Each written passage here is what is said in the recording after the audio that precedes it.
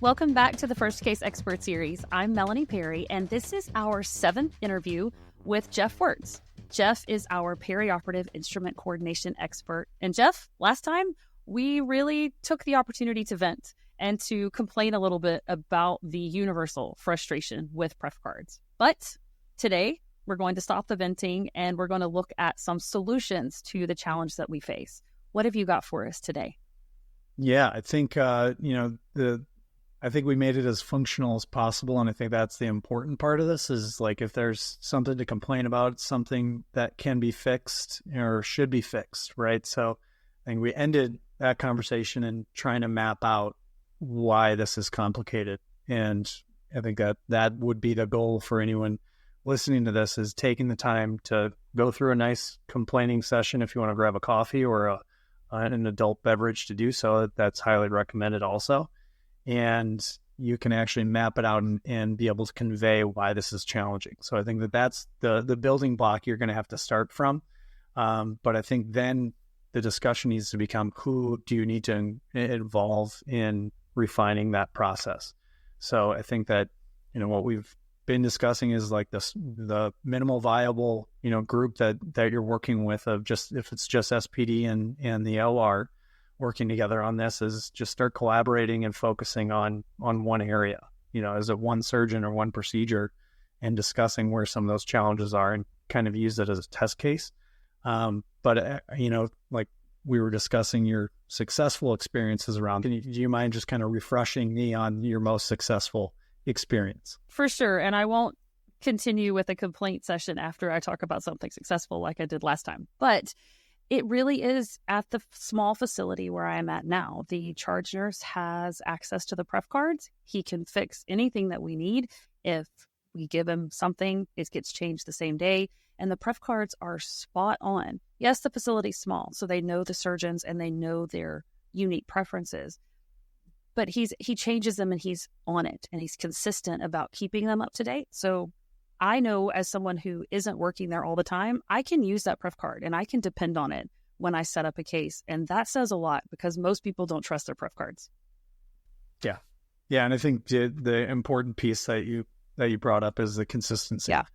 And I think that's, especially if you are dealing with this in an EHR, it requires upkeep just like everything else does. It should be living and breathing. There needs to be contribution from also more than just the OR nurse in charge of it. I think that, in these conversations, the idea is a lot more inclusive of SPD and what the impact is to them, because the more that you can be able to forecast for SPD, the easier you make their job as well. So I think that, some coordination between SPD and the OR, and understanding what the language gap is between different sets and instruments, and how they're documenting those, is critical on both sides, because chances are they have some sort of tracking system, or at least the very least labels that they have associated with those sets and what they're calling them and where they're located at. All those things are immediate opportunities to start with one attainable procedure that you want to update and manage, but continuing to keep those up, because I think people want the technology to just do everything for them the correct way, but it requires a lot more than that of accurate input from multiple parties. And a lot of times, supply chain doesn't necessarily have access to update that information, or SPD doesn't, or, we haven't even talked about it, but the vendor piece is another critical component that oftentimes is not captured at all in the EHR. And I think that that's probably more of a symptom of a lot of these disjointed, update processes, or how it was set up to begin with. Like, what's your experience been with incorporating the vendors into that? So, yeah, I mean, our Pref cards might have a note on the bottom as to who the surgeon's preferred vendor was, but that would change regularly. So actually, I got to where I just took that off the Pref cards altogether, because it wasn't helpful to have 3 vendors ago their phone number on the Pref card or their instruments when we weren't using them anymore. And so I just took it off because it wasn't helpful. But yeah, I would not, other than having notes as to maybe what the vendor would provide, whoever the vendor was, we didn't have a lot of vendor information on our Pref cards. I don't think I've ever seen that on there. Yeah. That's a critical component that I've always, from a rep and also building solutions around this space as well, as that's a really large component to be missing out on and not have any visibility to. So from a hospital perspective, being able to forecast that type of stuff and identify it is really important. I think this is where, incorporating the surgeon into this process so that they see that effort's being taken and doing that. Maybe they don't flip-flop on procedures as often. It's not to keep them from using novel technology. I mean, coming from a former rep myself, I understand how that can be, I don't want to be challenging in that regard, but I think it's more important that they understand that there's downstream effects when they're inconsistent or highly variable with what they're using. So I think having a consistent process review and incorporating the different individuals that contribute to it with SPD, with some of the supply chain, maybe, and this is maybe not necessary every time, but SPD for sure, the vendors for sure, of codifying that information and making sure that you have a process to update it in your preferred, technology that you're using. And that technology might just be the 5x7 note cards that you have. I think that's, if you've gone through the work of mapping out the process, and then you can set up a consistent review of that, you have the opportunity to get that information updated regularly and accurate. I want to go back, actually. We keep using another word in this conversation, and we keep talking about forecasting.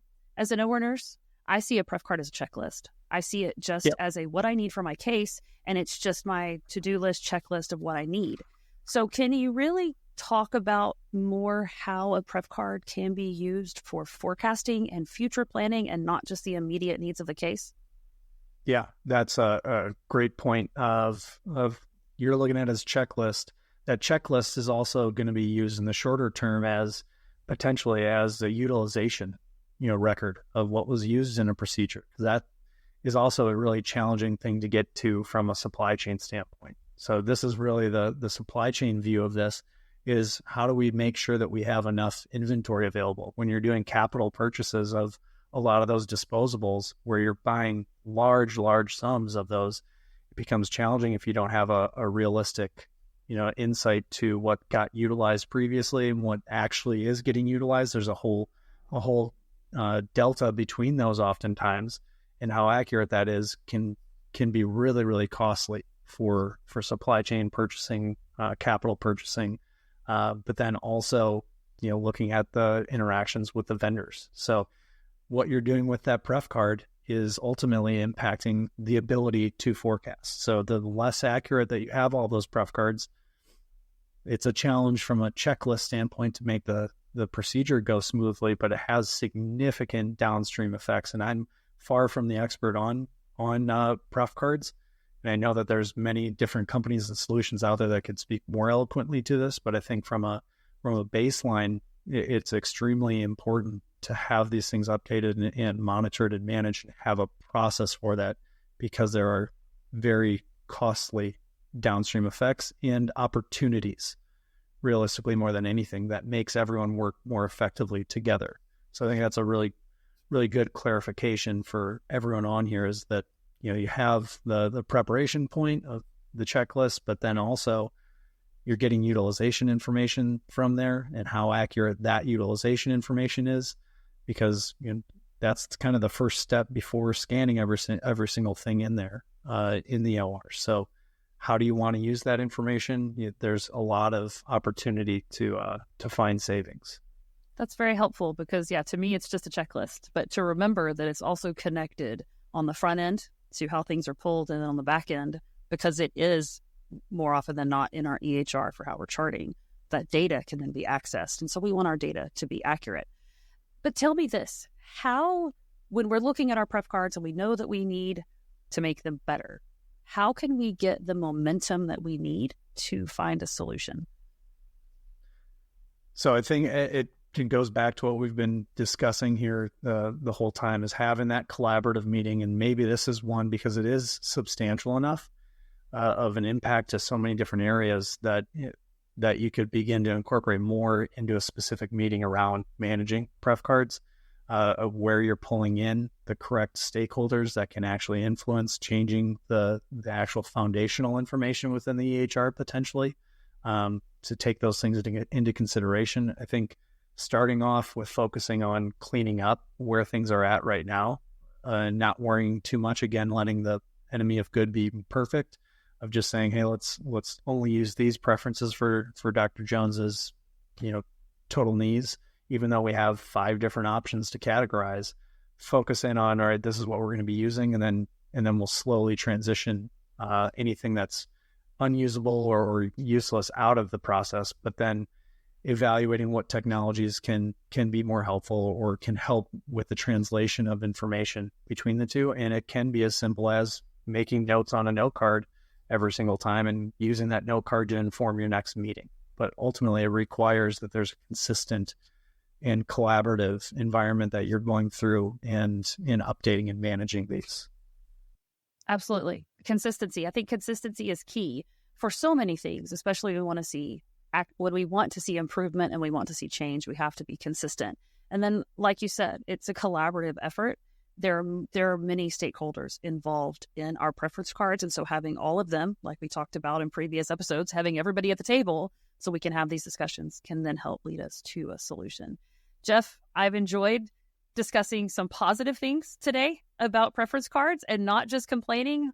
I know that complaining can make you feel good in the short term, but in the long term, we want our pref cards to be accurate so that we can improve our systems and our ORs.